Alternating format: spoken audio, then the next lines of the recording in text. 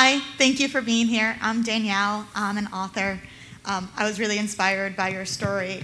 I'm wondering, at what point in your journey did you decide to start sharing with others, whether that's on your Instagram and then creating the wonderful community that you've created, given what you were telling us about how you started out? Danielle, I started at day one.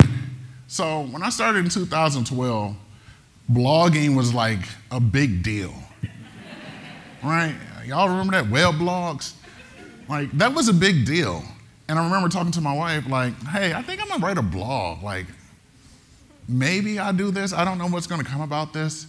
And my wife being like, okay, just go write it. Go write something and take out the trash. I don't care. So from day one, I started to document my journey.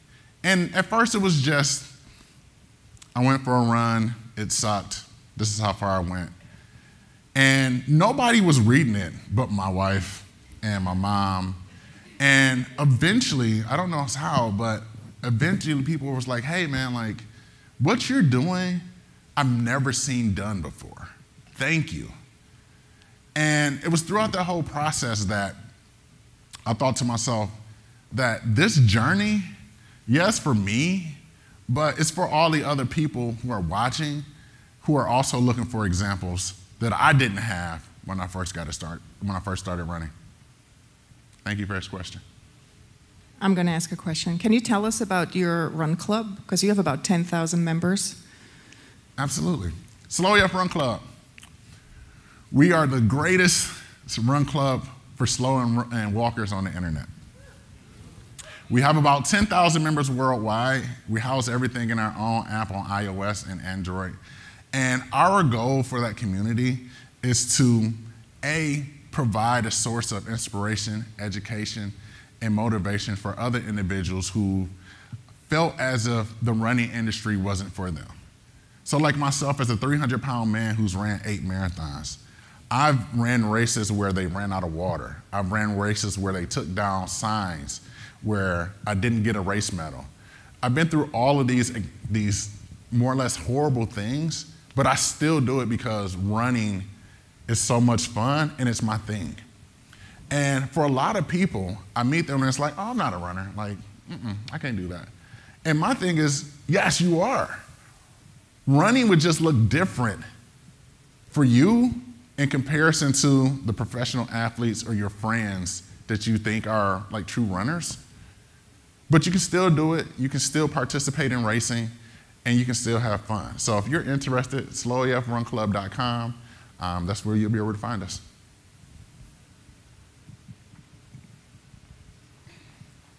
Hi, I'm Amy. I was wondering if you could talk about one of the biggest challenges you've faced in maintaining your motivation and that consistency that you talked about.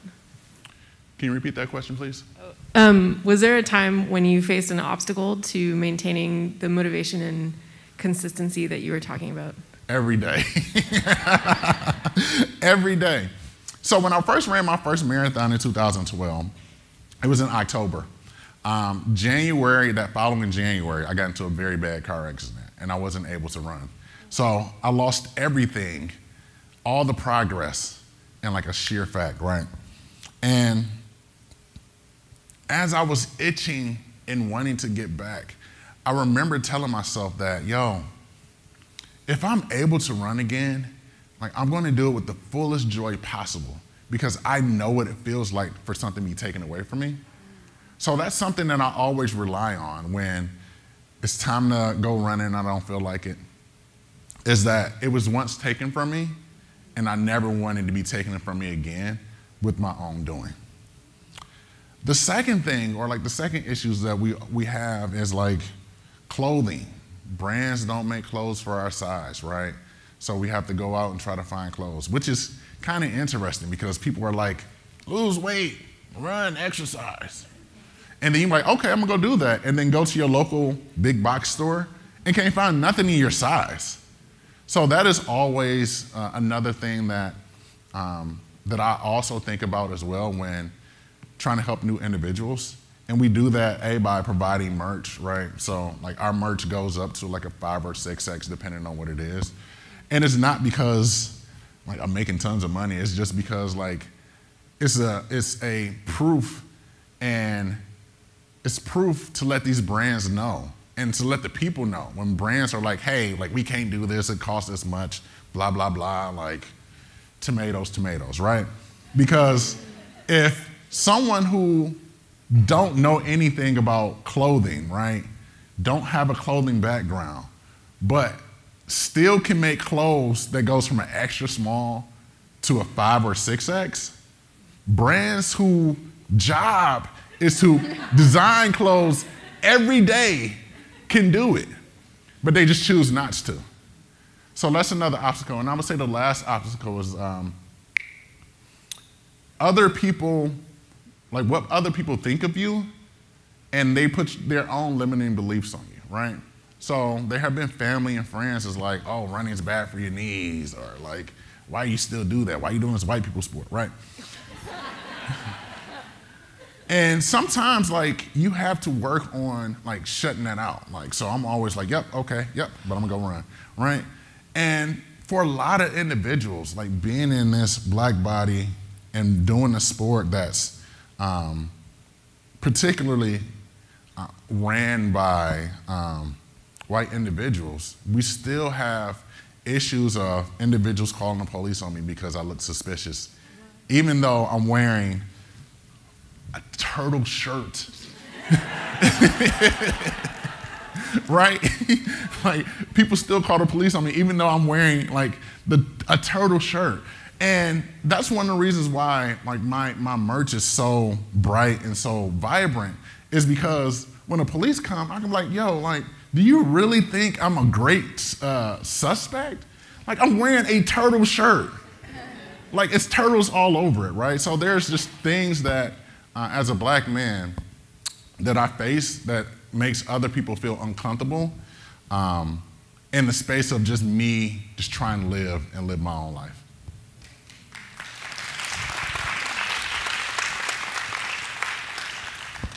Hi, I'm Melis. Thank you so much for coming. I'm also a runner. Can you speak up a little bit? Oh, I'm also a runner, and I got pretty emotional when I saw you finishing the video of you finishing the marathon. And I don't know, I was just wondering like what goes through your head while you're running a marathon. Like I have a mantra to help me get through those hard times, so I was just curious on what your mantra is, if you have one. I'm gonna tell you this, I have this love-hate relationship with running, but I do. But I have this thing where people call it complaining, but I kind of call it coping.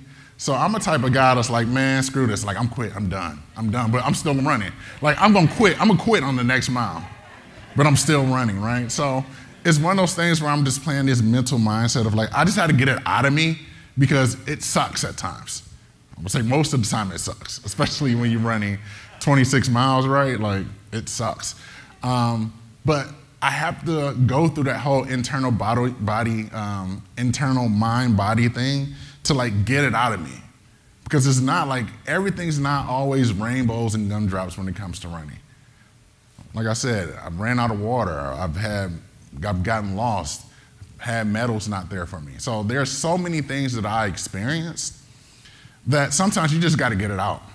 So I'm dropping F-bombs, I'm like, this sucks, I quit, I'm not doing this no more. And one of the phrases that one of my mentors once told me is that you can cry, but just don't stop running. So that's what I do. Like I'll cry, I'll have a hissy fit, but you'll never see me stop running.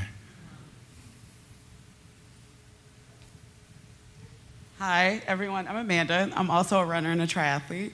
And I was curious about what your training process looks like. Do you follow the traditional 16-week marathon training process, or do you do something different to prepare?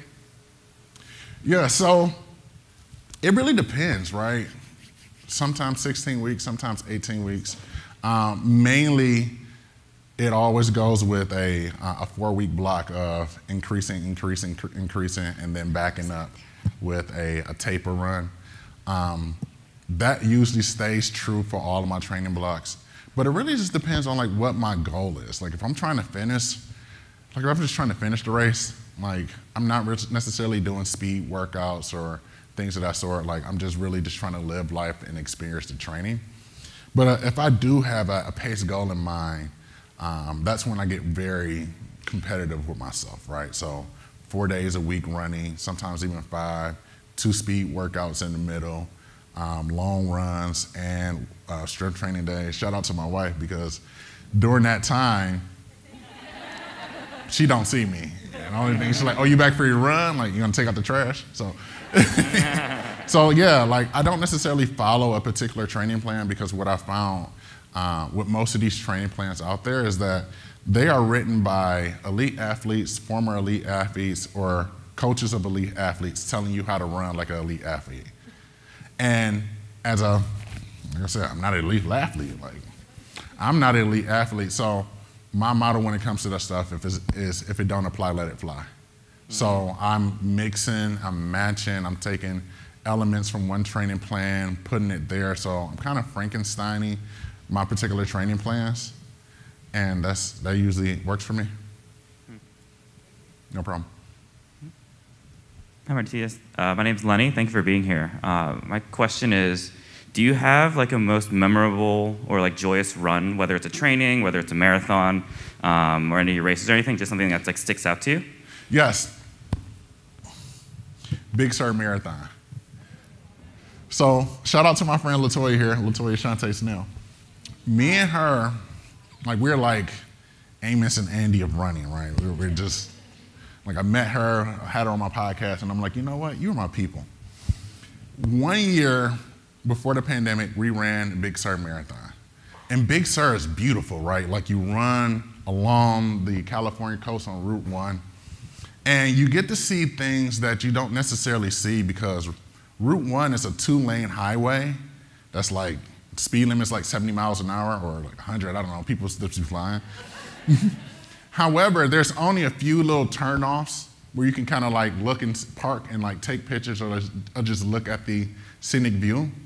But to run Big Sur and see stuff by foot that me and LaToya, like we drove it down, we looked at the course, and I remember being her like, yo, I don't remember that big rock. Or like, dang, like look at this, like look at the ocean. So being able to run and see it and be like, wow, dang, like I'm really here. That was by far one of my favorite racing and running experiences. Plus Big Sur is hard, it's a challenging race. But overall, the beauty of it all, of seeing the coast, feeling the wind on you, and being able to see things that you wouldn't necessarily see by foot versus by driving, was a life experience that I'll never forget. Hello. Well, I would be said podcast partner. My name is LaToya. And I am a runner as well. And, well, 3 things, and I'll make them short for the first time in my life. 1, I am damn proud of you. I'm proud of you.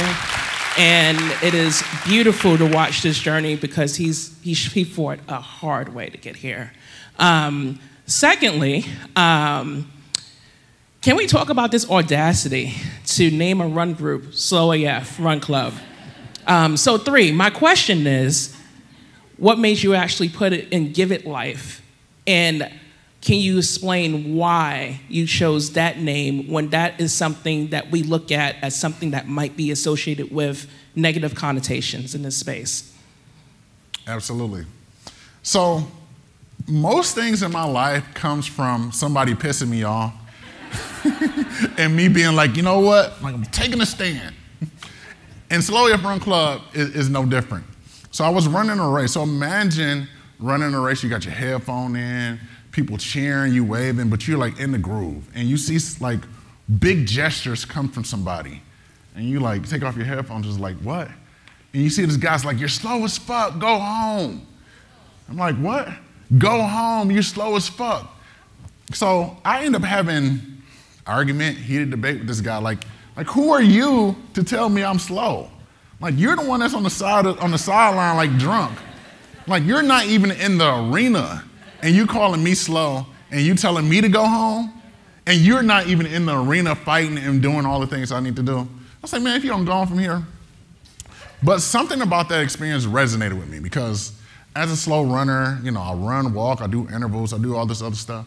And for a lot of people, it's like, oh, you're slow, like you're not a runner. Or you're just a walker, or you're a slogger, or you're a jogger, you're a wogger. You got all these other things, right? Like, you got all these other terms for me other than a runner. Like, I did the training, I spent the weeks, my wife didn't see me for 18 weeks. Like, there's no brunch when there's marathon training. My wife loves brunch. So that resonated with me so much that I was like, you know what? I'm gonna put Slow AF on a shirt. So from that moment, I started to wear a shirt that just said Slow AF on it, and I ran a bunch of races. And people loved it so much that individuals would be like, hey man, like, do you sell that shirt? The entrepreneur in me was like, well, I do now.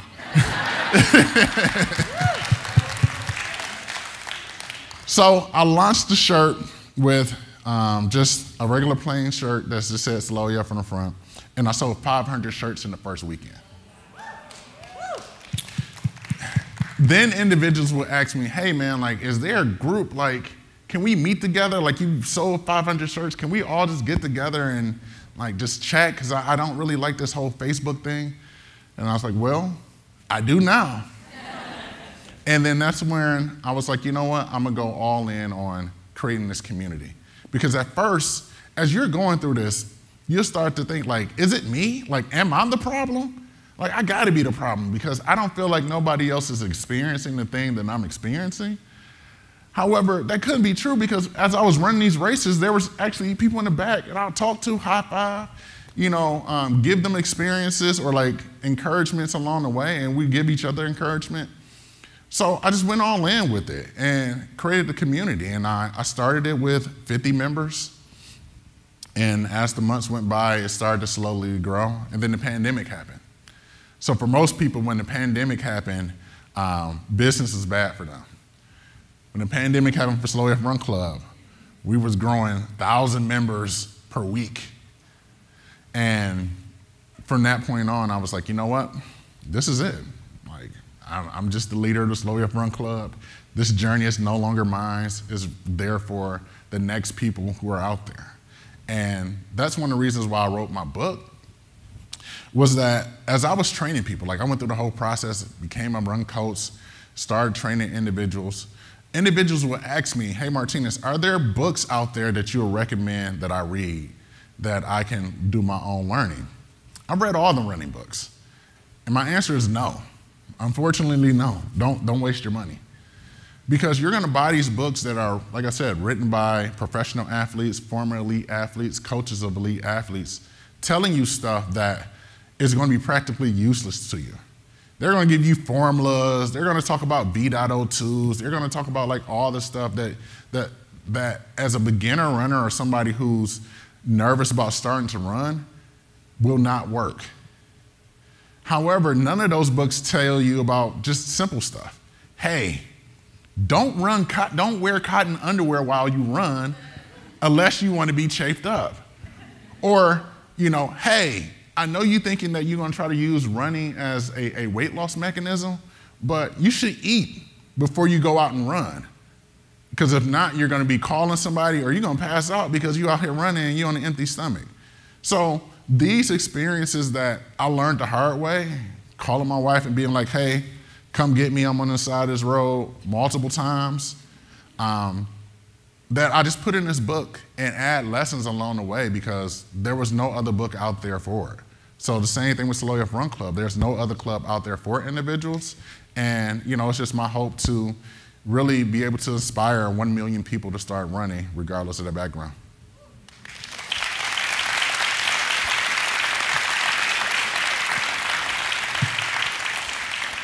You know? Yes. Thank you.